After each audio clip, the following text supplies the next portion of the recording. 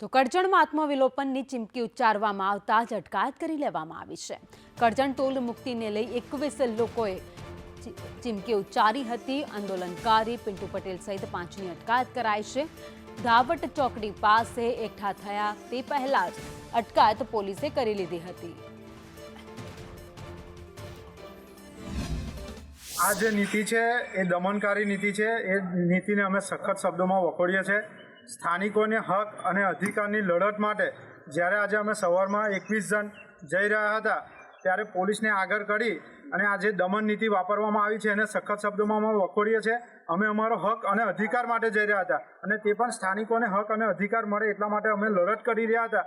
ત્યારે હવે પોલીસ પ્રશાસનને આગળ લાવીને જ્યારે આજે અમારી ધરપકડ કરવામાં આવી છે એને અમે સખત શબ્દોમાં વખોડીએ છીએ અને આ જે દમન નીતિ છે એને ક્યારેય ચલાવી નહીં લે। હજી તો બધા મીડિયાની લેંગ્વેજ જ બોલતા થઈ